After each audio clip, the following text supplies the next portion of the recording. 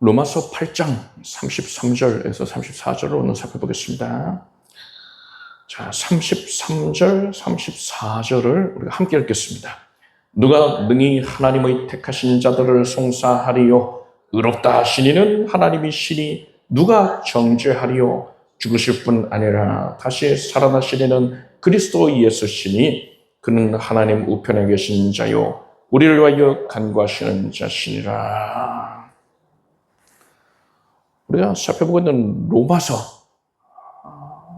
성경 중에서 가장 복음이 명확하게 드러나 있는 책이다 할 수 있습니다. 그리고 로마서 전체 말씀 중에서 8장은 로마서의 핵심이다라고 할 수 있어요. 그래서 모든 성경의 모든 내용들 중에서 가장 복음이 극명하게, 명백하게, 적나라하게 그렇게 드러나 있는 장이 로마서 8장입니다. 우리는 그러한 8장을 꼼꼼히 자세하게 헤아리면서 복음에 대해서 더 깊이 알아가고 있습니다. 사도 바울은 이 로마서 8장에서 우리가 장차 천국에서 누리게 될 영광이 얼마나 크고 위대하고 찬란한지에 대해서 선포했어요. 그래서 우리가 지금 이 땅에서 겪게 되는 고난은 장차 누릴 영광과는 비교할 수조차 없다. 이렇게 말씀합니다. 그래서 그 영원한 소망을 붙잡고서 이 땅에서 우리는 어떻게 살아가야 한다고요? 성화의 길을 가야 된다는 겁니다. 지극한 영광을 누리자. 영화 되기까지, 그러니까 천국 들어가기 전까지 우리는 이 땅에서 성화되어 가야 한다. 성화는 단순하게 도덕적으로 선해지는 그런 것을 초월한 개념입니다. 성화라는 것은 우리의 삶의 주인이 되시는 예수 그리스도를 날마다 닮아가는 그런 여정이다라고 할 수가 있어요. 예수님을 닮아간다는 게 뭡니까? 더 정확하게, 아주 더 분명하게 표현을 하자면 이거예요. 우리가 예수 믿는 그 순간부터 예수 그리스도의 영이신 성령께서 우리 안에 들어와 계십니다. 우리는 성령께서, 예수 그리스도의 영이신 성령께서 우리의 삶 가운데 더 분명하게, 더 풍성하게 드러나실 수 있도록 하는 거예요. 그것을 위해서 성령이 드러나는 것을 가로막고 있었던 것들, 우리의 육체의 소욕이나 아집이라든가, 내가 드러나려고 했던 것, 그런 모든 추악하고 더러운 것들, 세속적인 것들, 그것을 치우는 겁니다. 그것을, 그러한 장애물들을 치우고서 주 예수의 영이 드러나셔서, 우리의 삶에 드러나셔서 하나님의 뜻대로 하나님을 사랑하고 이웃을 사랑하는 삶을 우리가 그러한 모양으로 살아가는, 그것을 위해서 노력하는 것, 애쓰는 것, 이게 성화예요. 그러니까는 장애물 걷어나는 겁니다.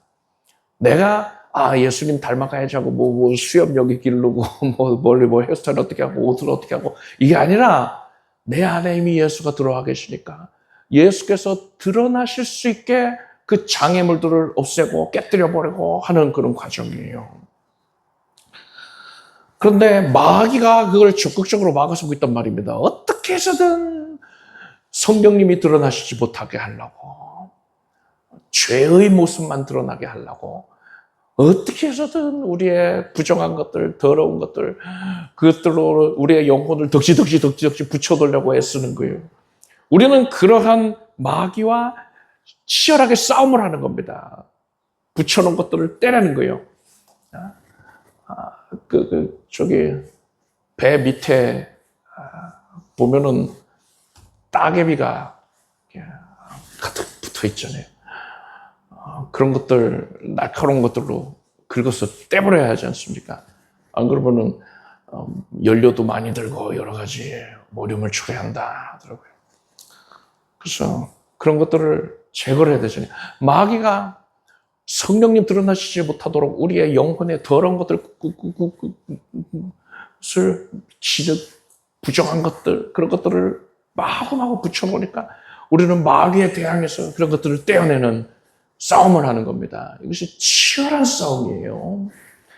그래서 성경은 이 성화의 길을 가리켜서 믿음의 선한 싸움이다라고 부릅니다. 디모데전서 6장 12절에서는요. 믿음의 선한 싸움을 싸우라 영생을 취하라 이렇게 명령했어요. 여러분 우리가 지금 믿음의 선한 싸움을 해야 한다는 것을 분명히 하시기 바랍니다. 성화의 과정에서 그냥 나는 편해. 신앙생활 하는 게 편해.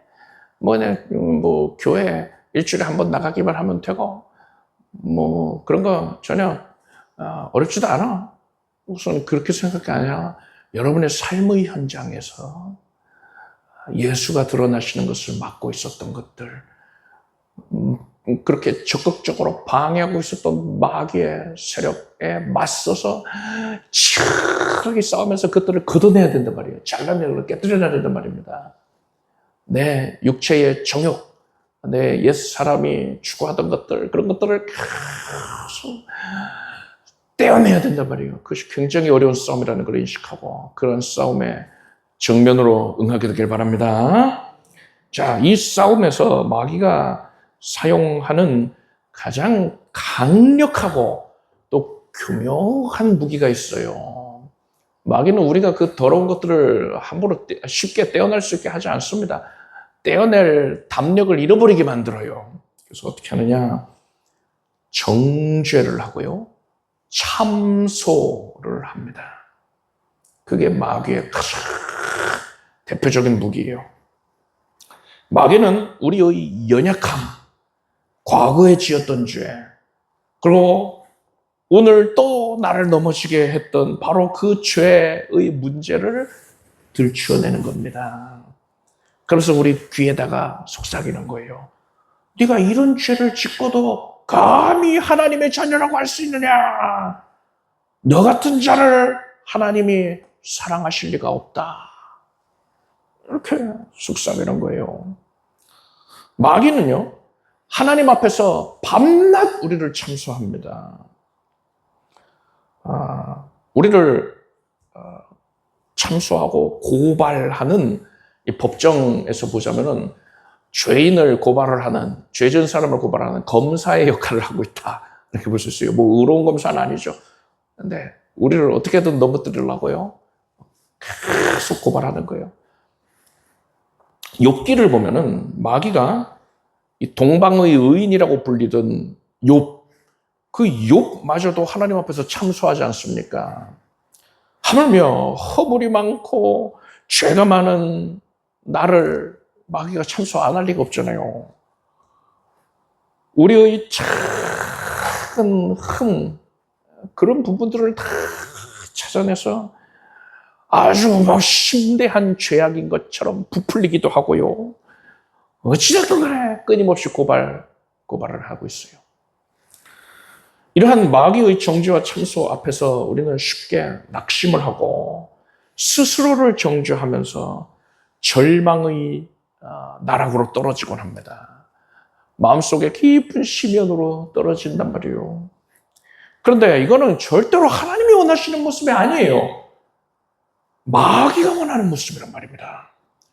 뒤로 물러나 침륜에 빠지는 것, 이거는 마귀가 손뼉치며 기뻐하며 깔깔거리고 있는 그런 상황인 걸 알아야 돼요. 마귀는 우리가 절망해서 믿음의 선한 싸움, 그러니까 마귀가 가로막고 있었던 것들을 제거하는 그런 믿음의 선한 싸움, 성화의 길, 이거를 우리가 포기하게끔 만들려고 한단 말입니다. 그러면 우리는 이 믿음의 선한 싸움에서 어떻게 해야지 승리를 거둘 수 있겠습니까? 천국까지 가는 길, 이 성화의 길은요, 마귀가 불화살을 쏘아대고 있는, 불화살이 빗발치게 쏟아져 내리고 있는 전쟁터라고 말할 수 있습니다. 그냥 무방비 상태로 가려다 보면은 불화살에 맞아갖고 불타 없어져 버려요. 그 길을 안전하게 통과를 하려면 어떻게 해야 되느냐? 방패가 있어야 됩니다. 무슨 방패냐? 에베소서 6장 16절 말씀 보니까 모든 것 위에 믿음의 방패를 가지고 이로써 능히 악한 자들의 모든 화전, 그러니까 불화살을 소멸하고 했습니다. 오늘 본문은 그러한 믿음의 방패가 도대체 무엇인가를 구체적으로 말씀하고 있어요. 믿음의 방패인데 구체적으로 뭘 믿어야 되느냐? 뭘 믿어야지 그 믿음이 우리에게 방패가 되어주느냐? 그래서 악한 자의 모든 불화살을 소멸을 하고 담대하게 나아갈 수 있게 해주느냐? 그것을 말하고 있어요. 오늘 우리가 살펴볼 이 내용, 이 진리의 말씀을 우리가 믿을 때에, 굳게 붙들 때에 여러분은 든든한 믿음의 방패를 갖게 되는 것입니다. 어떤 마귀의 공격에서도 담대하게 맞서서 나아갈 수 있게 되는 거예요. 그래서 이 말씀을 통해서 하나님께서 우리의 믿음을 견고히 세워주시기를 바랍니다.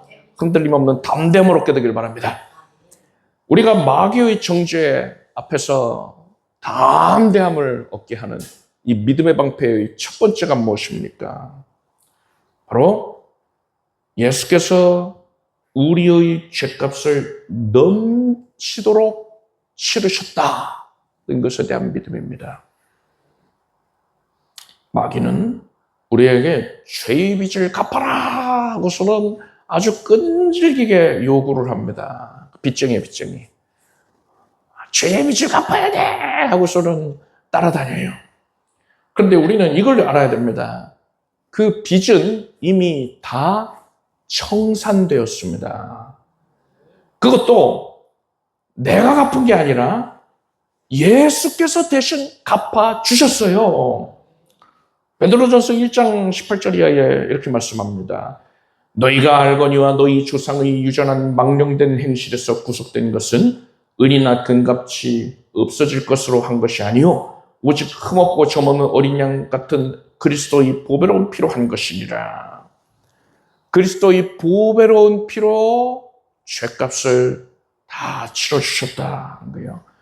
보배로운 피, 보혈이라는 표현을 주목해야 됩니다. 예수님의 피가 왜 온 우주에서 가장 고귀한 보배로운 가치를 갖는 것입니까? 예수님은 단지 위대한 선지자나 순교자가 아니었어요. 온 우주를 만드신 우주에서 존재하는 모든 것들을 다 초월해 계시는 창조자, 초월자, 전능자, 권능자이십니다. 그렇기 때문에 그러한 창조자께서 흘리신 피는요, 그 피가 많을 필요도 없어요. 단 한 방울이라 하더라도요, 모든 것들보다 이 세상에 존재하는 그 어떤 것들보다도 압도적인 가치를 갖고요, 심지어 모든 피조물들의 오고 오는 모든 피조물들의 죄를 다 합쳤을 때 그것보다도 더욱더 막대한 무한한 가치를 갖는 겁니다. 그래서 우리의 죄가 아무리 크고 또 깊다 할지라도 창조자이신 예수 그리스도의 보혈의 가치보다 클 수는 없는 겁니다. 이것은 이렇게 생각하시면 돼요. 내가 빚을 졌어요. 수십억의 빚을 졌습니다. 힘겨워하고 있었어요. 그런데 어느 부자가, 아주 막대한 부자가 나의 빚을 갚아주겠노라고 조 1조 그 조 단위의 수표로 내 빚을 갚아준 거예요. 이거면 됐지 하고서는 나를 따라다니는 빚쟁이한테 내가 수십억 빚졌는데 1조 원 수표를 내밀면서 갚아준 겁니다. 여러분, 예수께서 우리의 죄값에 딱 맞게 값을 치른 게 아니라 이 값을 압도하고도 남을 만큼 차고 넘치게 지불하셨다는 것을 믿기를 바랍니다. 그러므로 우리는요, 마귀가 우리의 죄를 가지고서 참소할 때에 우리는 그 영수증을 내밀어야 돼요. 예수께서 갚아주신, 넘치게 갚아주신 그 영수증을 내밀어야 돼요. 마귀에게, 사탄아, 네 말이 맞다. 나는 죄인이다. 그렇지만 이런 나를 위해서 창조주께서 피를 흘리셨다. 그 보혈로 나의 모든 죄의 값은 완벽하게, 철저하게, 영원히 청산이 되었다. 이렇게 선언을 해야 되는 겁니다. 이러한 믿음이 바로 마귀의 참소를 막는 견고한 첫 번째 방패라고 할 수가 있는 것입니다. 둘째로 우리가 가져야 될 믿음은 무엇이냐?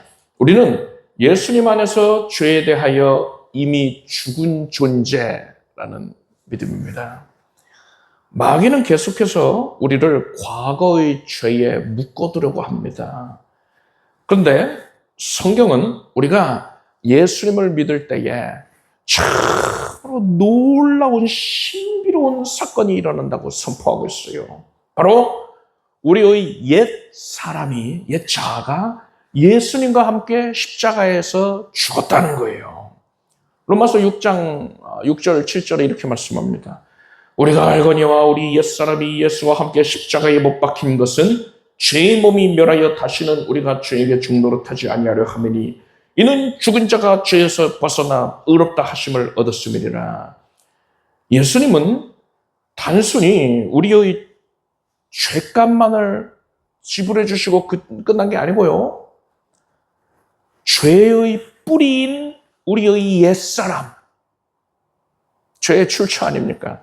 우리의 옛사람을 예수께서 짊어져 주시고 십자가에서 함께 죽으셨다는 겁니다. 이것은 법적인 선언이에요.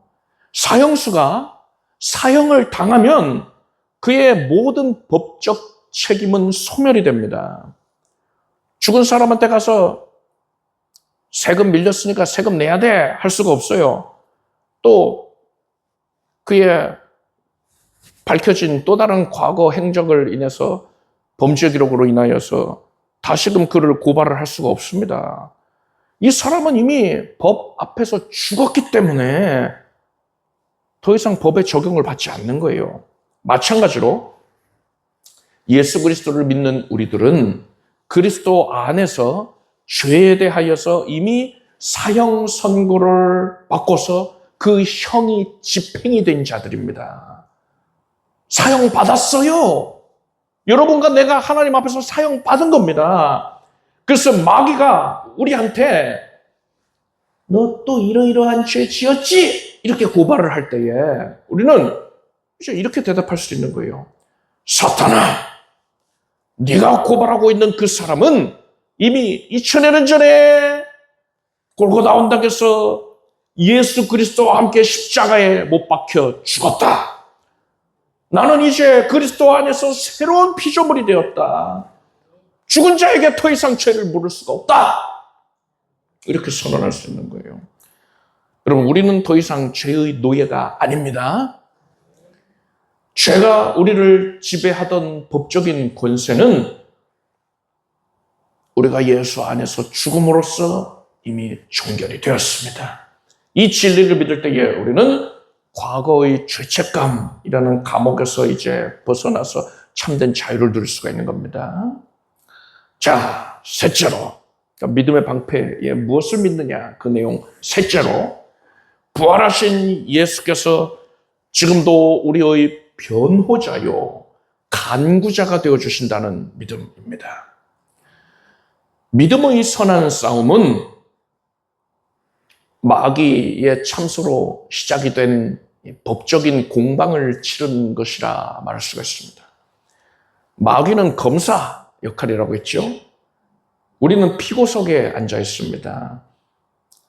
이 재판에서 가장 중요한 부분은 누구냐? 중요한 부분이 무엇이냐? 바로 누구를 변호사로 선임하는가에 달려 있습니다. 만약에 뭐 누구 사이비 교주 아니면은 세상이 만들어낸 신 그런 걸 내 변호사로 선임하려고 하면 망하는 거예요. 그 자리에 그들이 뭐 서 있을 수도 없고요. 그냥 망하는 겁니다. 그런데 오늘 본문, 방금 읽은 본문 34절은요, 우리에게 온 우주 최고의 변호사가 계시다고 그렇게 말씀하고 있어요. 누가 정죄하리요? 죽으실 뿐 아니라 다시 살아나시리는 그리스도 예수시니 그는 하나님 우편에 계신 자요 우리를 위하여 간구하시는 자시니라 했습니다. 예수님은 죽어서 망하신 분이 아니고요. 장사된 지 사흘 만에 부활하셔서 지금도 살아계십니다. 그리고 예수께서는요, 하늘 보좌 우편에서 우리를 위해 두 가지 중요한 일을 하신다고 이 본문에 말하고 있습니다. 그 첫 번째가 무엇이냐? 우리의 변호자가 되어주시는 겁니다.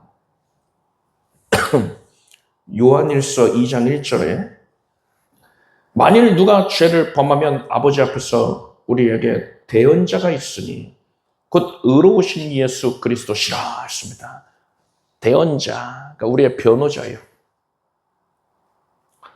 마귀가 우리의 죄를 조목조목 고발을 할 때에 우리의 변호자이신 예수 그리스도께서 하나님 앞에서 우리를 위해 이렇게 변호해 주시는 겁니다. 아버지, 내 아버지요.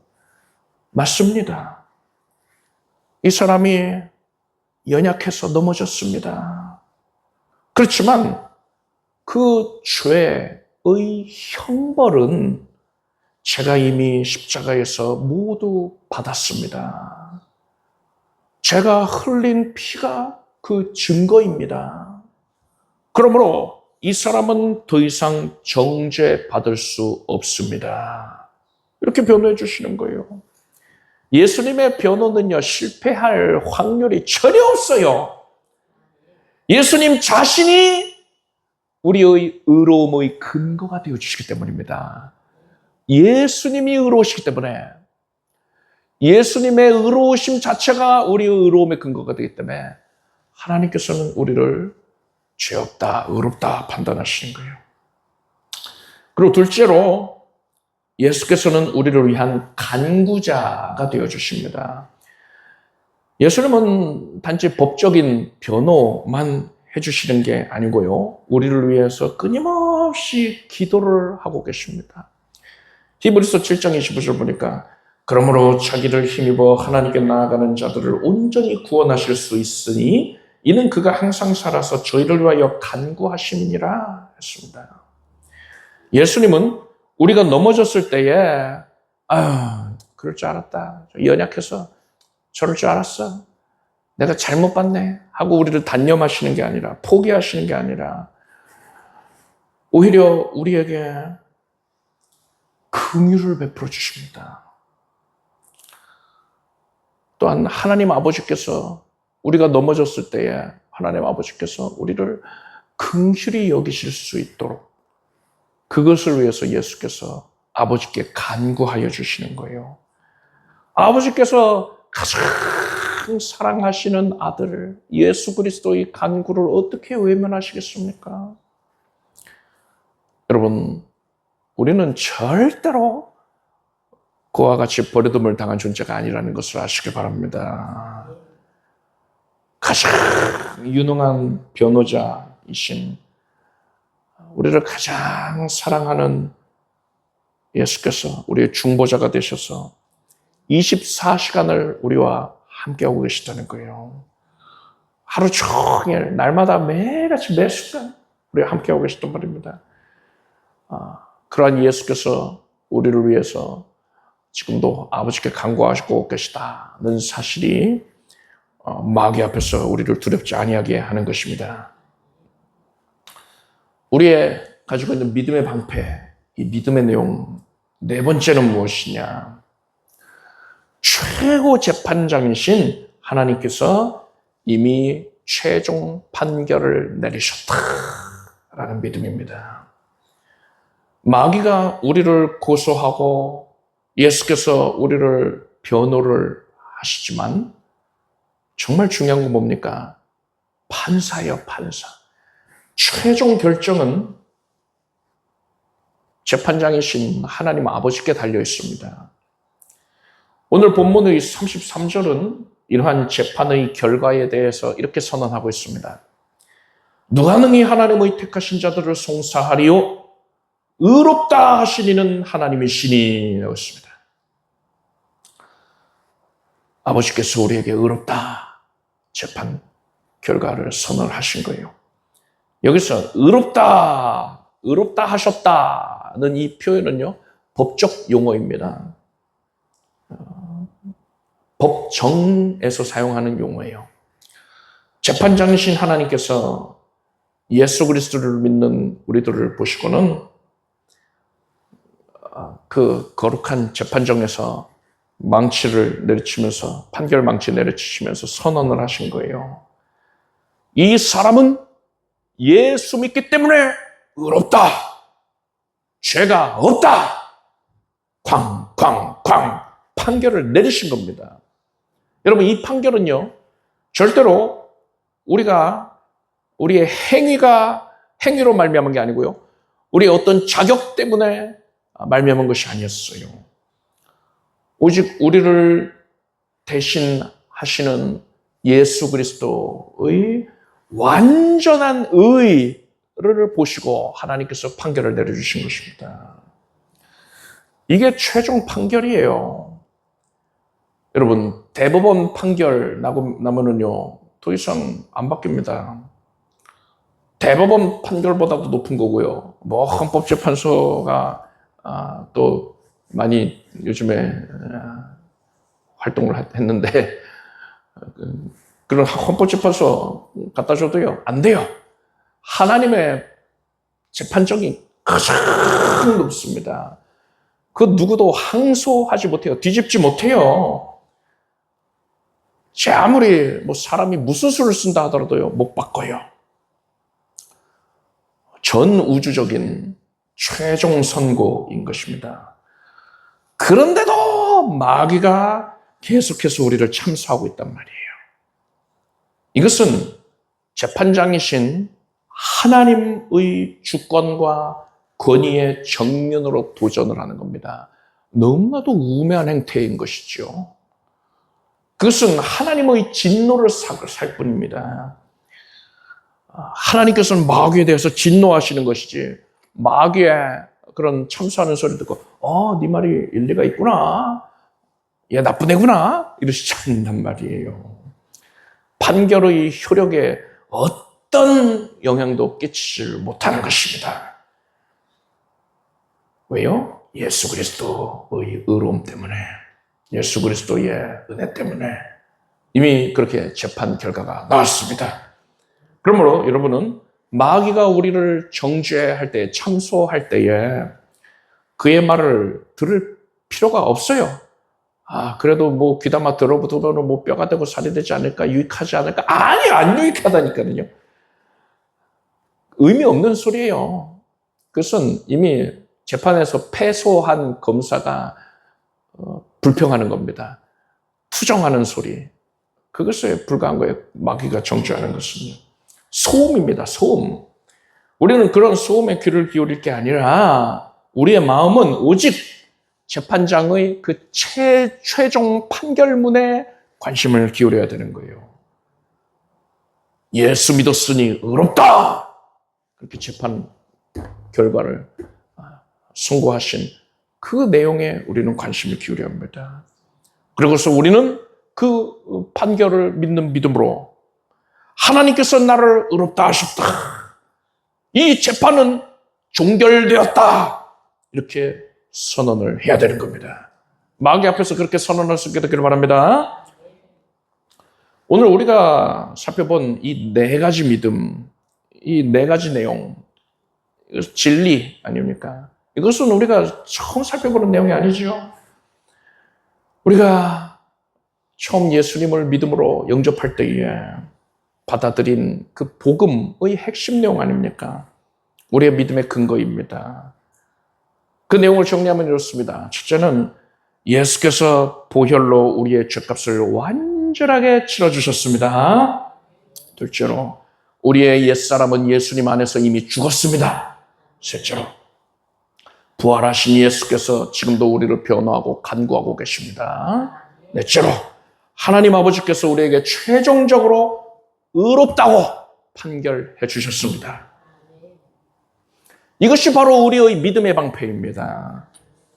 여러분, 이 진리를 믿음으로 굳게 붙들기를 바랍니다. 마귀가 정죄와 참소에 불화살을 쏘아대고 있는데 이 믿음의 방패로 넉넉히 막아내십시오. 그리고 담대하게 외치십시오.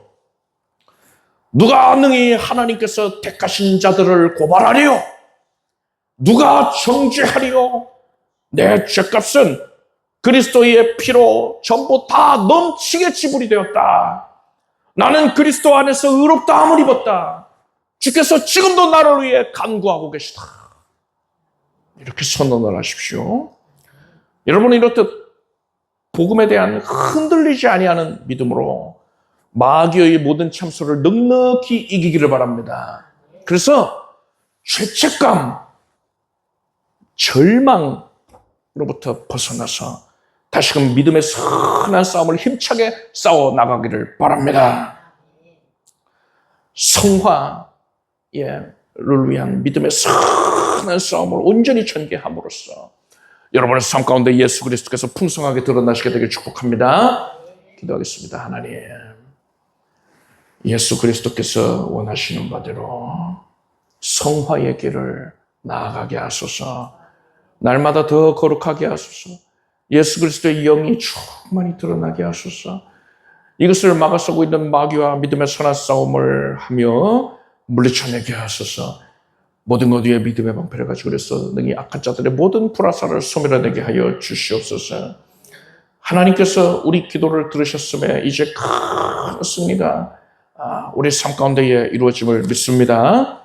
하나님께서 역사하여 주시옵소서. 예수님의 이름으로 기도드립나이다. 아멘. 두 차례에서 일어나시기 바랍니다. 가슴에 손 얹고 아픈 곳에 손 얹고 기도하겠습니다.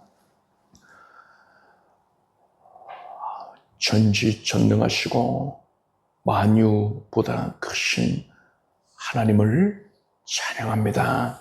하나님의 위대하신 능력을 주의 자녀들에게 베푸시려고 주의 자녀들을 동서서방 온갖 각지로부터 불러 모으시고 예배를 사모하게 하시며 말씀을 나타내신 것을 감사합니다. 말씀을 믿는 자에게 지금 창조자의 권능을 나타내 보이시옵소서. 연약함이 사라지게 해주소서. 결핍이 채워지게 해주소서. 하나님의 은혜로 평강 가운데 거하게 하시고 하나님을 사랑하는 마음이 더 간절해지게 해주시고 하나님과 동행하는 즐거움이 가득하게 하소서. 주의 백성들의 심령에 두려움이 사라질지어다. 어둠이 죽어갔던 것 다 사라질지어다. 답답함이 사라질 것이고 정죄감이 사라질 것이고 심령은 예수 이름으로 압도적으로 평안할지어다. 연약한 육신 위에 예수 그리스도께서 친히 손 얹으시어서 지금 병을 낫게 해주시옵소서. 하나님의 이름으로 고침을 받습니다. 모든 장기가 뼈 마디가 관절이 골수가 예수 이름으로 깨끗하여질지어다. 기이한 표적으로 날마다 쾌유케 될지어다. 생명을 얻게 될지어다. 회복될지어다. 하나님의 은혜의 역사를 우리가 매 순간 체험하며 삽니다. 주께서 나를 고쳐주셨습니다. 생명 충만하게 해주셨습니다. 암세포가 사라질 것이고 필요한 것들이 솟아오게 될 것이고 날마다 더 강건하여질 것이고 주의 일에 충성으로 헌신하게 될지어다. 삶의 현장에서 겪는 모든 문제들을 하나님께서 담당하여 주시고 예수 이름으로 승리를 누리게 하소서. 물질 얻는 복도 허락하여 주시옵고 온 가족들이 예수 안에서 이루고자 하는 바가 성령의 인도하심 따라서 다 성취되게 해주시옵소서. 예수님의 이름으로 기도드립니다. 믿은 대로 될지어다. 박수 올리겠습니다. 자리에 앉으십시오. 준비하신 예물을 정성된 마음으로 하나님께 드리겠습니다. 드리신 예물을 위해 기도하겠습니다. 하나님, 하나님을 사랑하는 주의 백성들이 주님을 기쁘시게 해드리기 위하여서 하나님이 주신 것의 일부를 거룩하게 구별하여 하나님께 드립니다. 하나님께서 거룩히 연락하여 주시고 하나님께 드린 정성 위에 손 얹으시고 하나님의 은혜가 강수와 같이 흘러넘치게 해주시옵소서. 예수님의 이름으로 기도드립니다. 아멘. 우리 주 예수 그리스도의 무한하신 은혜와 하나님 아버지의 사랑과 성령님의 교통하심이 수요예배 함께한 사랑하는 성도들 위해 영원토록 함께 없시기를 축원합니다.